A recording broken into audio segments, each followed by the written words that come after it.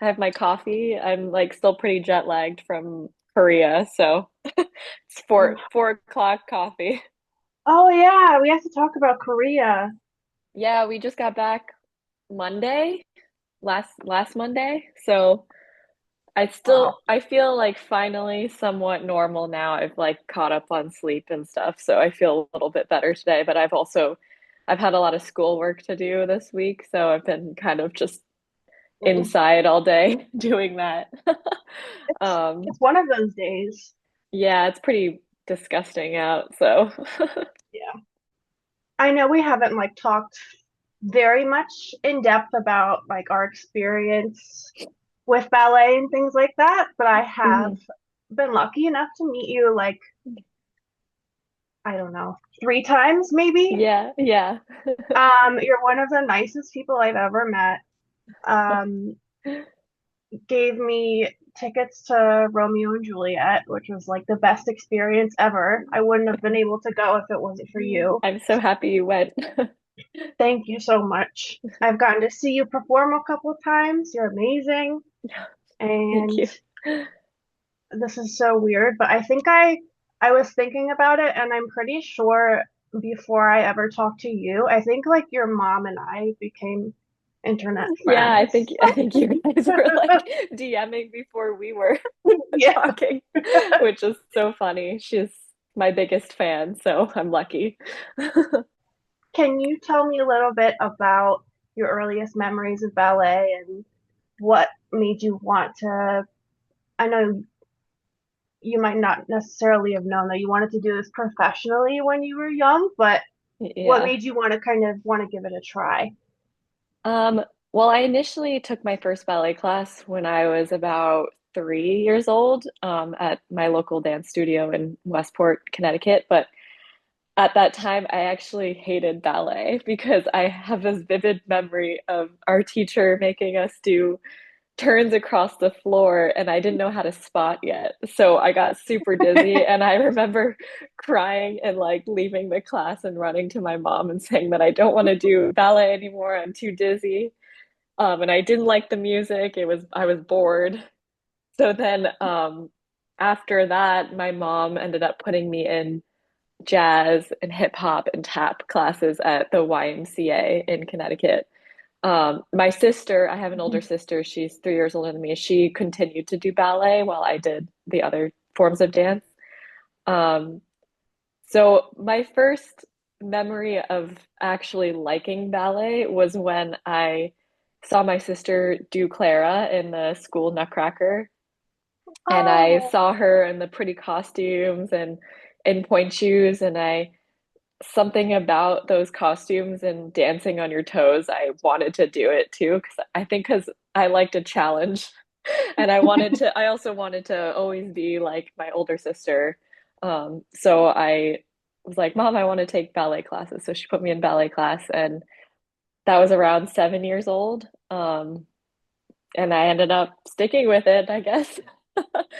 So yeah, that was my first memory of I actually still have my most vivid memory is actually putting on my first pair of pointe shoes when I was 10 in the little studio downstairs in my old ballet school. And um, I remember being like, this is so cool. I feel so pretty. Um, and here we are. what did the early once you learned how to spot? Did things get did things Yes, get any better?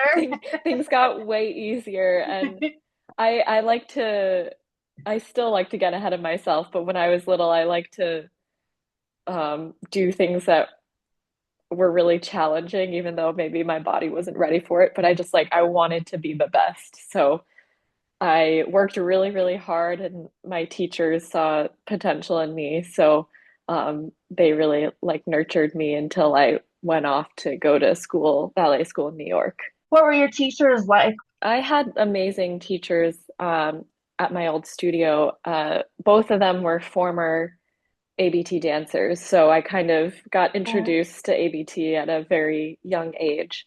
My teacher was Denise Lewis, who was a former corps de ballet member with the company, and then Christina Fagundes, who was a former soloist.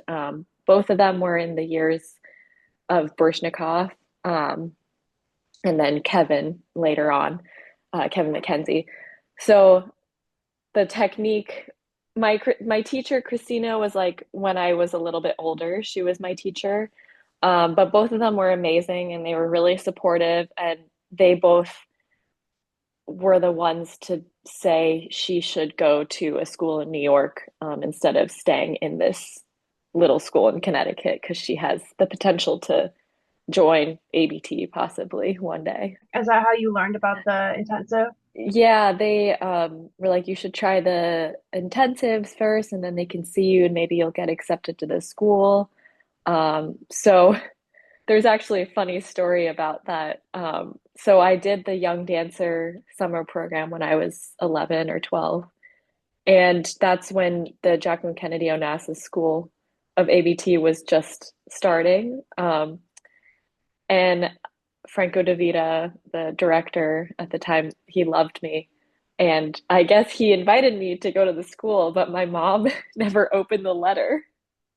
Oh my So God. I didn't know that I was invited that first year I went to the summer intensive until the following year. He verbally was like, I would like you to come to this school. And I was like super excited. But then my mom found the letter later that year and she's like, oops. So I guess it wasn't meant to be at that time, anyways. But yeah, eventually I ended up going. What are the intensives like? I just see a lot of, I think all I've seen from intensives has been like maybe little reels here and there. When I did the intensive, the 5 week, it was actually 6 weeks at the ABT intensive. And the first year I did it was actually run by Nancy Raffa, who's one of my ballet masters right now, and she's amazing. And um, so basically, like they have 10 levels, and like based on your ability and age group, they're like different colors. Like if you got into indigo, like that was the highest level. That was or aqua. That was like, oh my God, it's amazing. But the days were actually really hard. And at the time, I was still living at home in Connecticut. So I would be commuting back and forth. Like I would take like a 6:30 a.m. train to make it in for like the 9 a.m. class. And then I would take the 5:30 p.m. train home, do that for 6 weeks. And so kind of just was like on a really hard schedule. And the rep we would learn was, I have to say, it did get me prepared for the company because they taught us rep from that the company would do. And then, there was times where they would take us to the ballet at the Met season to see the company do Swan Lake. So that going to those made me realize, okay, I want to be on that stage one day. Like I want to do that professionally. Were any of your colleagues now in the intensives with you? Quite a few. And then quite a few of us went to the school together, and then the studio company, which is the junior company.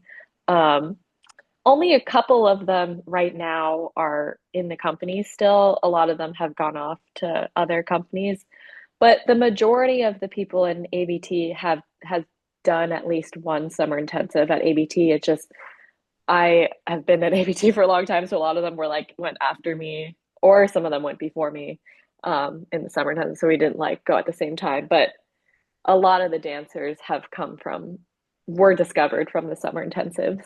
Is it an audition process to get in, or do you just apply? Yeah, I remember having to do the auditions. Um, and then once I got into JKO school, you just automatically were able to go. I don't think I had to do a re-audition to do the summer intensive, which was nice. But when I wasn't in the school yet, I would have to do the audition. So you went right into the JKO school, right? You didn't have to audition for that. I got accepted when I did the summer intensive, and then I initially got accepted when I was 14, 13, 14, and to levels. So there was three levels, level 5, 6, and 7, and I got accepted into level 6. But at the time I was still finishing middle school. So my mom wanted me to finish public middle school. eighth grade in Connecticut. And so I had a deal with Franco and Raymond, the directors, my teachers. They allowed me to come in to class like once a month until I graduated from middle school. And then once I did that, um, I got into level seven, and then I was doing high school all online. How was So that? it was hard because I sometimes wish that I went to a normal high school, but also I wouldn't be where I am today if I did. It was difficult at times. It did take me like a year or two extra to finish graduating because my schedule was insane and I would have to commute. I commuted back and forth by myself on the train from Connecticut to the city. So like it was very time consuming. And then I would come home and I would be like exhausted. So I wouldn't really want to do school. I would have to do it in like the morning. The amount of discipline you must have already had as a kid is insane. Sometimes I look back on it, I'm like, I can't believe I did that every I single can't. day. Like, I don't think I could do that now. No, there's no point in my life that I could have. No, I admire that. Especially I forgot when I was doing more research before like making all the questions and everything. I don't know how I managed to forget, but you're a CT girl too.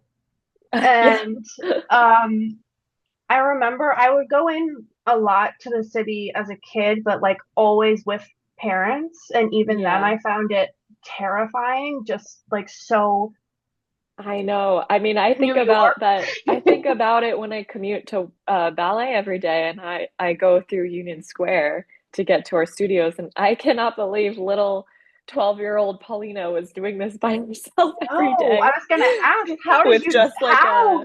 I just, I had a destination. I just would go back and forth. I wouldn't go anywhere else. I would just have like one point to the next point, and Yeah, I just, it happened. it must have gotten you pretty well prepared. You must know it like the back of your hand now. Yeah, I do. Gets a little redundant after a while, but Did you kind of have, were most of your friends in New York? I did have like a couple friends in my hometown, but once I left middle school, I kind of pieced out and like didn't Yeah. really keep in touch. I did have trouble in school. Like I didn't have a lot of friends because I was like this weird quiet ballerina girl. And kids can be super mean. So They I like really only had can. like a couple of friends and I just kind of lost, I was too busy. I was like lost touch with the hometown people. So I had like a lot of friends already in the city from ballet that I'm super close with still to this day. So um my friend group was mainly in the city when I went to the ballet. Um yeah, only like one or two of them are in the company still, but I still keep in touch with like some of them that like because we grew up together. So Do you ever feel like you like missed out on childhood things? honestly, no, I had like a very my parents are amazing, my sister is amazing. I had a really amazing childhood, and I'm super lucky. Uh, like I would still on breaks and summer breaks, I would still have child kid time, like to be a Yeah. kid. I also, before I started going to ballet intensives, I would go to a summer camp, like a normal kid Oh, summer camp. nice. It's called, well, it was called the Nature Center, but it's called Earth Place, and it's in Westport. It's also where I went to preschool.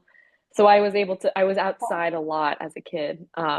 So I have so many great memories being there in the summers and going there with my family, taking trail walks. So I definitely had kind of both worlds at some point. Um, and like I think the only thing I would have missed out on is basic a high school experience Yeah. as like a Yeah. teenager. My teenage years looked I still was a teenager, but they just looked different. I was just in New York, hanging out with my friends there instead of, going to house parties and I was going to ballet galas, which was super fun. I'd rather be So doing that. yeah, it was pretty awesome. Um, yeah, I don't feel like I missed out on anything, honestly. Even like I don't feel like I missed out on college. I had kind of like a college experience, but in a different way, like in ballet. I don't regret anything. Yeah, so I don't think I missed out much. What would your kind of day-to-day schedule look like? So basically, I would have class at when I was in level seven, which was the highest level. Uh, I would have class Work. at 2:30. I would have class at 2:30 p.m. And then I wouldn't end until like 6:30 or 7:30 because we would have a technique class 2 hours. Ladies would have point class for like an hour, or we would have partnering. And then we would have another couple hours of rehearsal for, a performance we were going to do eventually. So they were pretty long days. But I like really enjoyed it. Some days it was hard to commute in, like when I was really tired, but uh, my teachers were Franco DeVita and Raymond Lukens, who I love. They're like my dads of the ballet. They've seen me grow up, and they were great. They were amazing teachers. I learned a lot from them, and I think I learned that quality over quantity was the biggest thing for them. So I try and maintain that in my career now.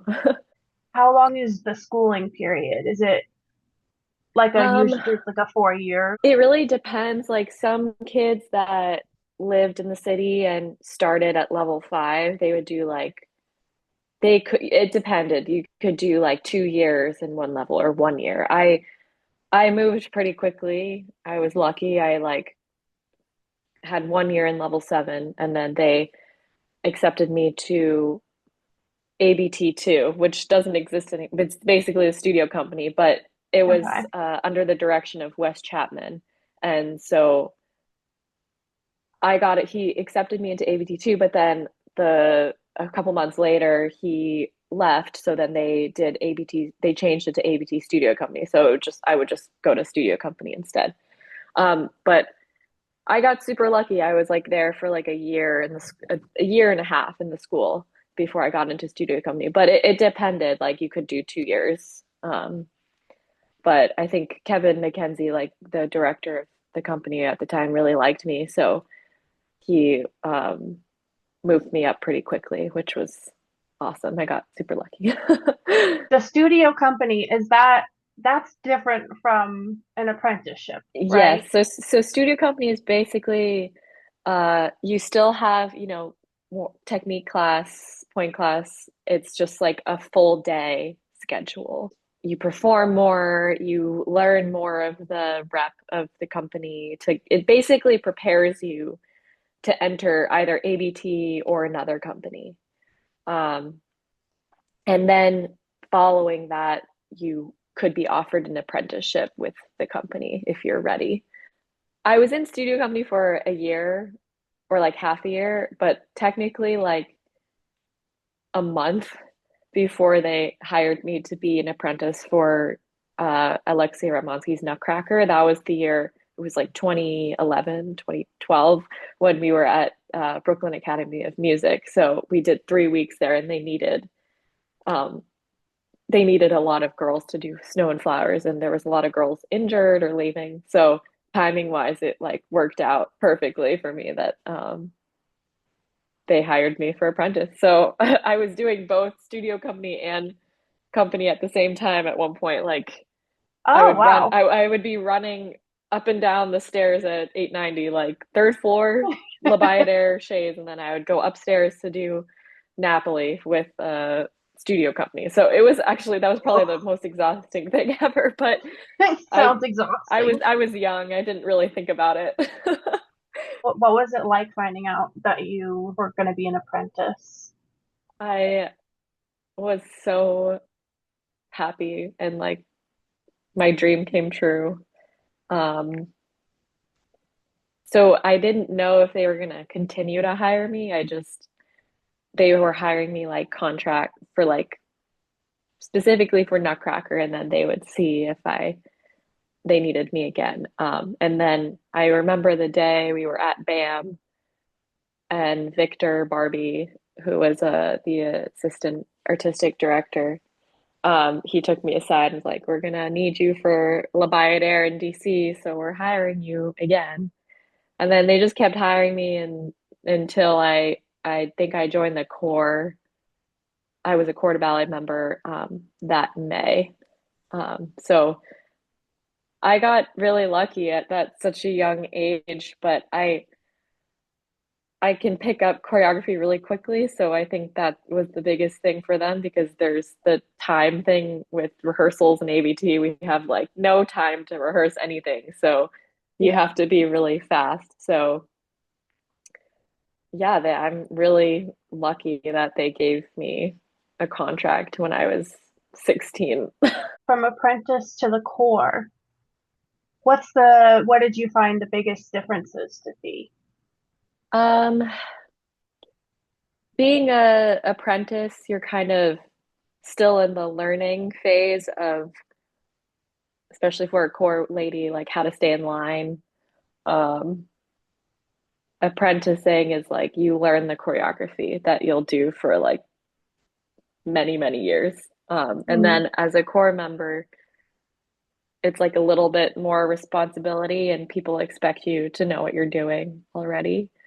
So like apprentice, if you're an apprentice, they kind of give you the benefit of the doubt, like, okay, she's just starting out. If she just doesn't get it the first time, like we'll give her another chance. But when you get a core contract, you're kind of expected to know what you're doing, stay in yeah. line.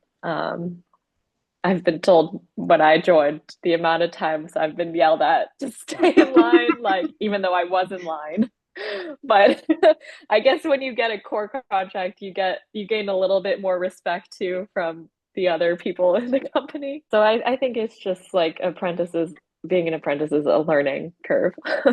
It can get difficult at times. And I can definitely tell like, you know, if a core member is fairly new or Mm, someone's been there for a while, like there's a method to do your steps in, like for example, Swan Lake. You kind of have to do everything under yourself instead of dancing big as if you were dancing a solo. You kind of have to also you learn this peripheral you like gain this peripheral vision when you're in the core year after year. You kind of learn how to like see from the side eye, even though not look, but like you can kind of see mm, in the corner of your eye.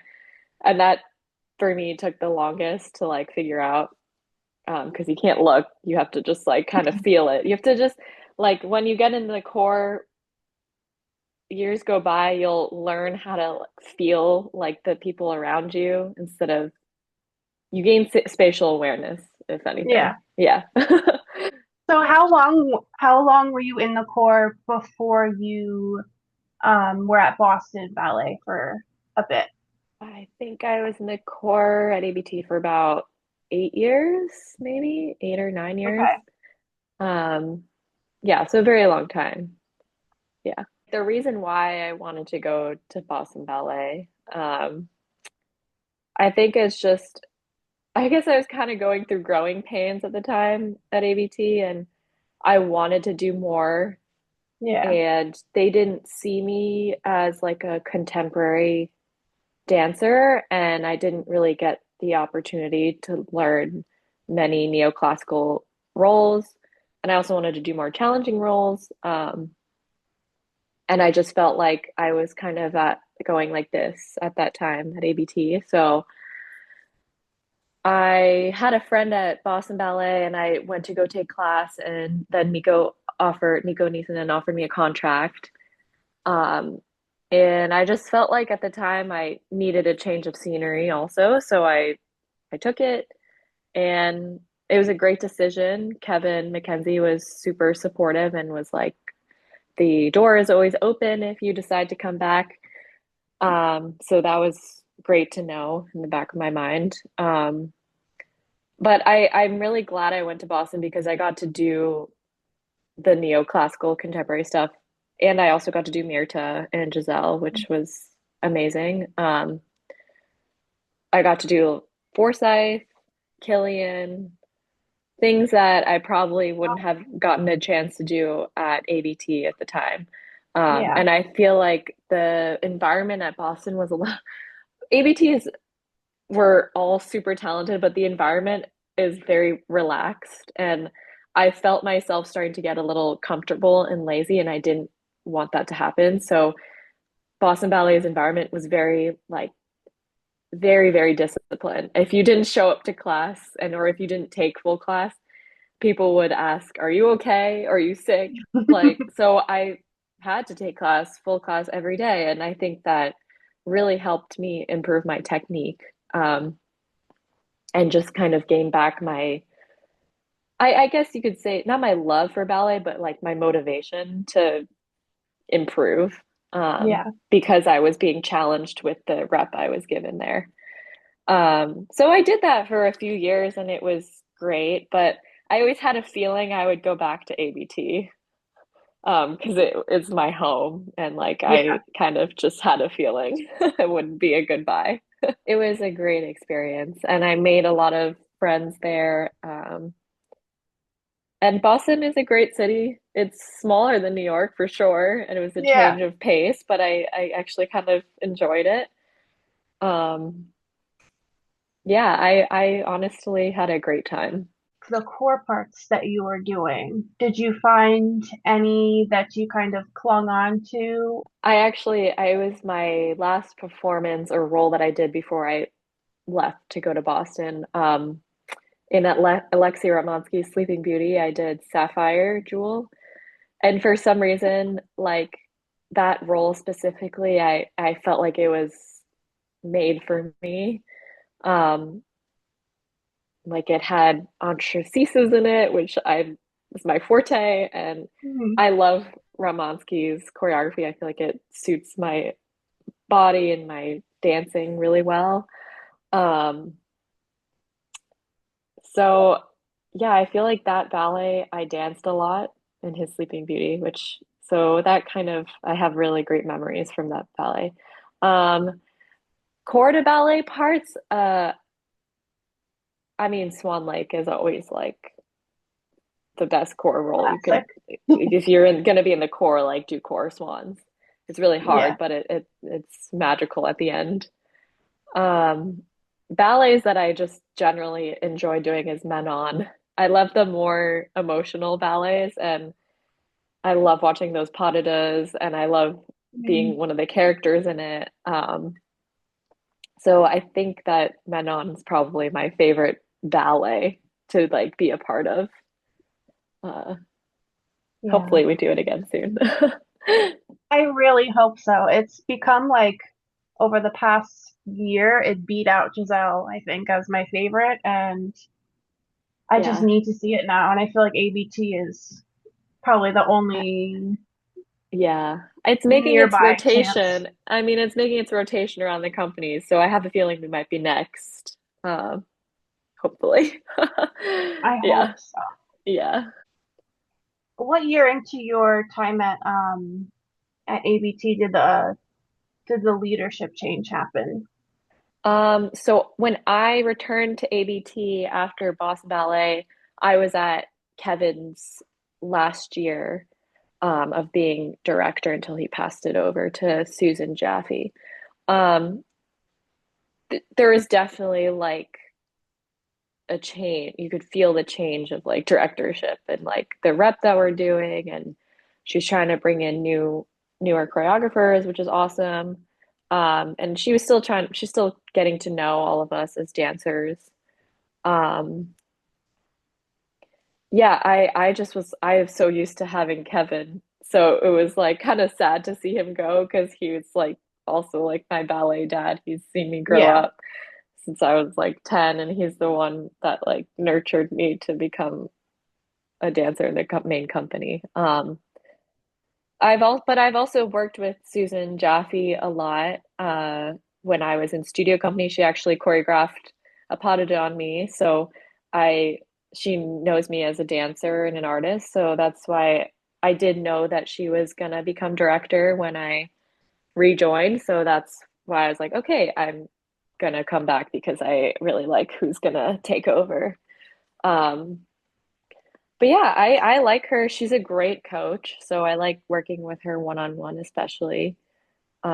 I wish I could do it more, but you know, lots of busy, busy times. Has there been any moments so far that have been particularly challenging, like injuries or just kind of a lack of motivation? I both, definitely both at some point. I have experienced a lot of injuries in my career with ankles, knees when I was younger, but I've definitely made me stronger as a dancer. I had to like really do work to do my strengthening, and um, every injury taught me something about my body and that I need to, do more Pilates or do more cross training. Like there was one year, a few years ago, it was the second season I was back from Boston Ballet. And so when I returned from Boston Ballet, I had 1 week off, or sorry, 1 day off before I started rehearsing for Met season. I had just finished like 14 shows of Swan Lake with Boston, and then I was going right into Met season. And they were like, "Can you do pas de trois? Can you do Flower Girl?" So I was like doing all these crazy hard things, and I only had 1 day off. And then after Met season ended, I didn't really know how to stop.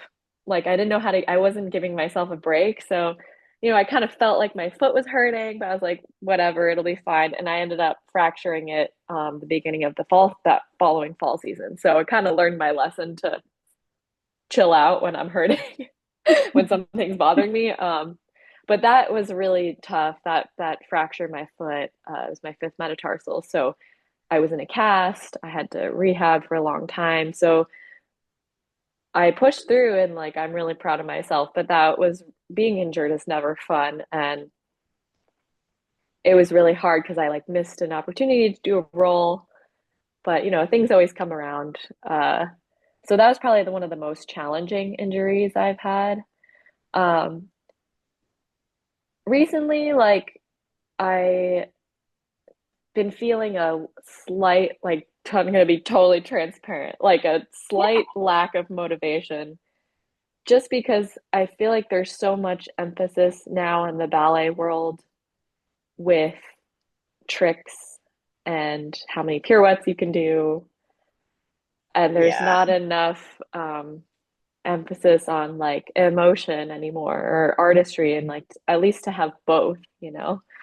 yeah, So yeah, I feel like I have a lot more to give to the like ABT, and I hope that one day like I'll be recognized like for my hard work that I've done, especially coming back from like all these injuries, and uh like I know that I'm capable of more. Um but it's frustrating sometimes, not even with ABT, but seeing social media and like all the likes that these videos get just because someone did a million pirouettes or like can whack their leg behind their ear. Like, I think yeah, that there's way more to ballet than that.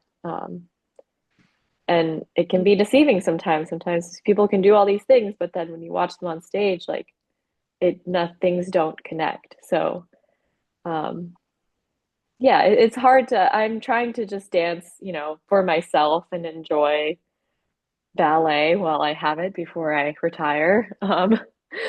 So yeah, I'm trying to like keep my head up.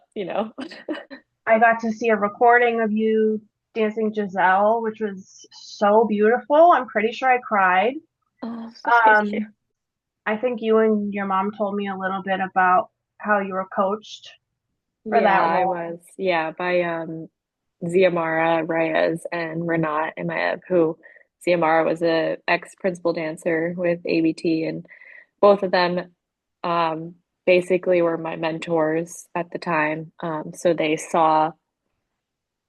were the ones that saw the potential in me and like actually worked with it and nurtured me at the time that I really needed.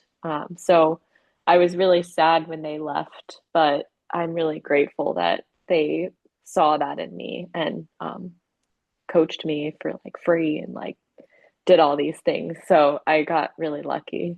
How was being coached for Mirta? Mirta is one of the hardest roles any female dancer can do, I think. Even harder than pas de trois, jumping girl. Or they kind of like level out in certain ways. I was lucky to be coached by Larissa Lazima. I think that's Lazina, I think. But she was a great coach because she was very classical, so and not Balanchine, which a lot of the coaches at Boston were more Balanchine. Um, yeah, it was a very big challenge for me, but I really tackled it and I wish I could do it again because I know I could do it better now. So maybe one day I'll get the opportunity to perform it again, but it was a very, very hard role, but it was super fun and I loved being like the queen. It was fun. I would love to do Giselle at some point in my Yeah. life, but if it doesn't happen, that's okay because I already got to do it in some form. We actually have two dancers that um, take over the ABT Instagram, so they're the ones taking videos. Okay. And I think basically they look at what types of videos online right now, ballet videos gain the most views and likes. Mm. And unfortunately, it is the ones that like are all the turns and the crazy tricks because to a non-dancer eye, that's just incredible to watch. And it is Yeah. incredible. And Yeah. it does, I have to say, get us more audience and views and support. So I see the method behind it. Um, and I think, yeah, social media is forever changing and people's uh what's the word I'm looking for? Attention spans are getting Yeah. shorter and shorter. So the more short the video is and the more exciting it is, the more views it will get and the more likes it Yeah. will get. So I think unfortunately that's just how things are this day and age. Yeah, Right. I think our Instagram is actually really good and we have like Yeah. almost a million followers. That's some, I don't know, but we have like one of the most followers out of any ballet company. Um, because I think the people that run it are like at that generation that know how to like I could not do it because I'm not good at I mean I'm good at social media some ways, but like I'm not sometimes at the generation where like they know all the ins and outs of it. It's one of the few companies that I think gives you a really good relationship with the dancers. Yeah. That's why I like our ABTs that Instagrams like it includes everyone and you get to know like what it's like behind the scenes. Whereas most ballet companies have it's more professional, it's more like performance footage, it's more like yeah, it's just more professional. It doesn't really include like a personal aspect of the dancers. Yeah. So I think we have a great Instagram. I love the studio company's Instagram Yeah, too. they're crazy. They're the It's things they insane. can do are like I wish I had that partnering class when I was in studio company. It gives me hope. It gives me Yeah, hope. There's yeah, still artists yeah, I agree. upcoming. Yes. So how have you found, I think you have, I would say, a pretty substantial social media presence. How have you found Instagram useful as a tool for your profession and Um, maybe detrimental in some ways? Instagram is super helpful for my career in terms of getting audience members. And I do have like a couple people that are like fans and they want to come see specific shows that I'm in. Um, And it also helps me generate like a second income, which is super nice. Like I can get like brand deals and um, kind of like mix my ballet with, brands and being Yeah.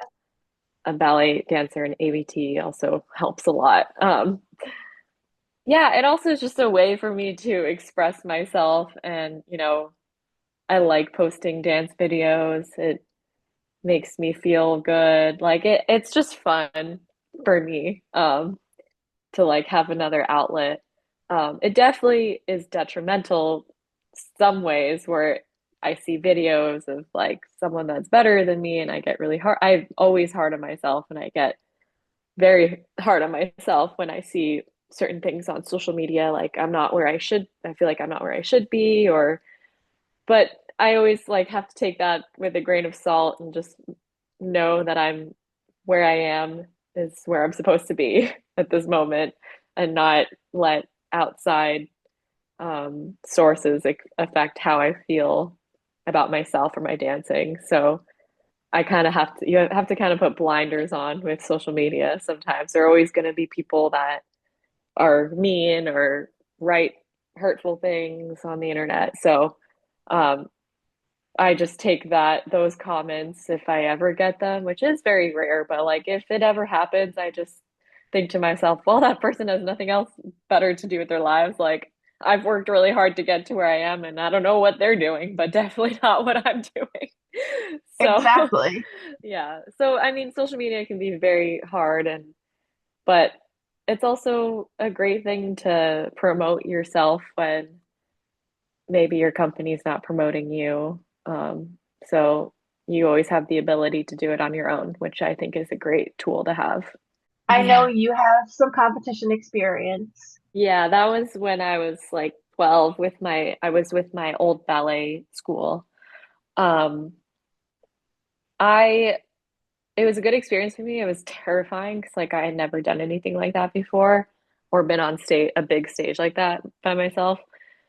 But I think it was good to like experience that at a young age. But my personal opinion with competitions is I think they're good, only now I feel like it glorifies the tricks and they don't really have, they don't put emphasis on the artistry anymore, which is like there's so many like dancers that are so capable of doing technically really hard things, but there's just like something missing and still they win like the gold medal. So I mean, not all the time, but like I've seen it happen, and I think that competitions kind of uh, glorify the quantity over quality, which I don't necessarily believe in. I believe in like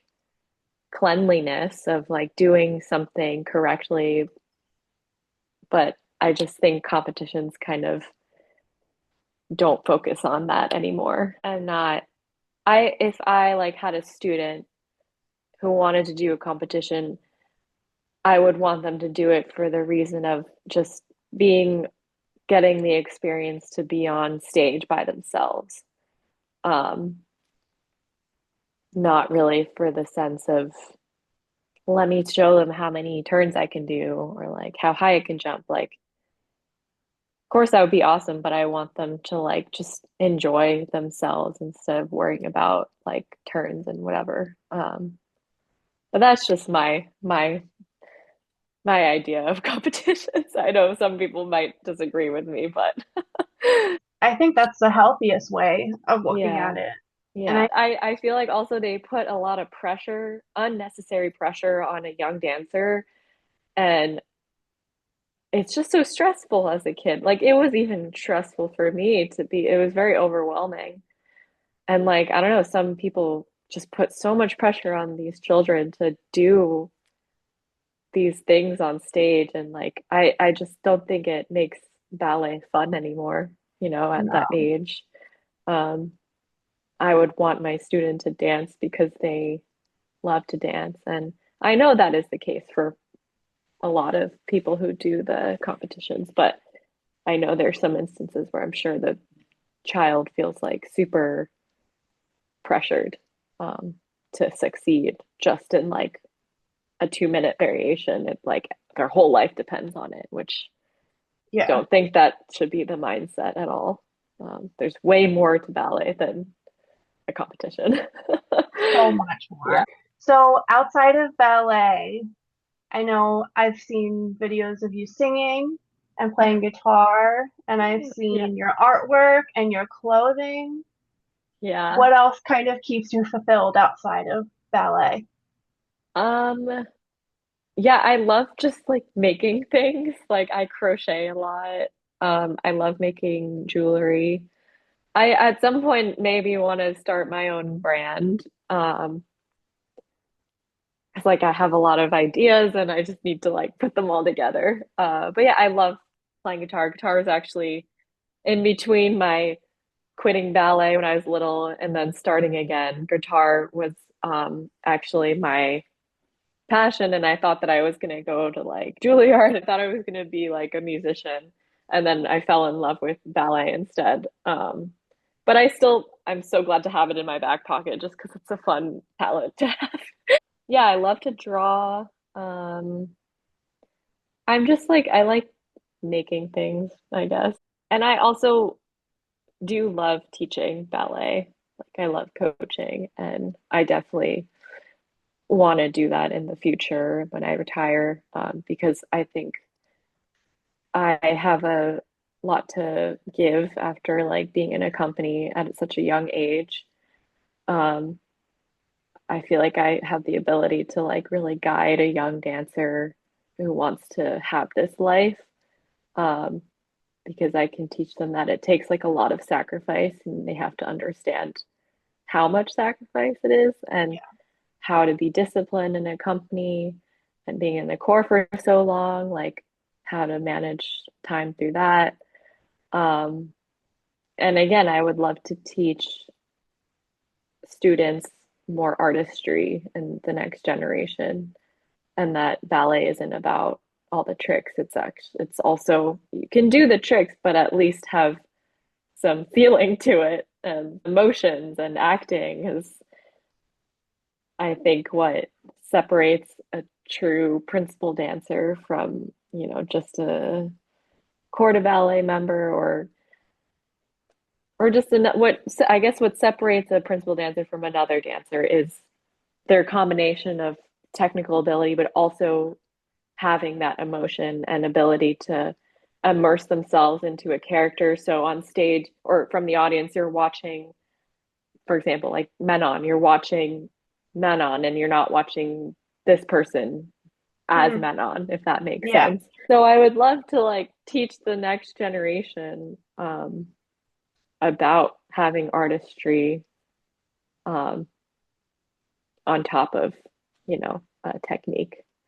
So I think you would be a really great teacher, and I think that's so needed. And I could just see you having like a very nurturing, gentle approach with yeah, students. thanks. I would love to be like a director of a school one day and be able to pass on my knowledge of how to be in a company and learn and how to be in a corps de ballet specifically too, because a lot of students that come and join a company, they are so good at doing, variations and solos, but sometimes you can't just jump right into that. You have to go Yeah. work your way up. So you have to know what you're doing in the core. So I think I kind of want to teach what I've learned and how to be in a corps de ballet and how to stay in line, how to, you know, pick up choreography fast. I would love to like pass that on to another generation. Well, thank you so much for your time. Of I don't course. I'm so happy that I could do this. Thank you for having me. know, thank you. You're a dream guest, and Oh, I thank feel you. very lucky to have been able to talk to you. Thank you so much.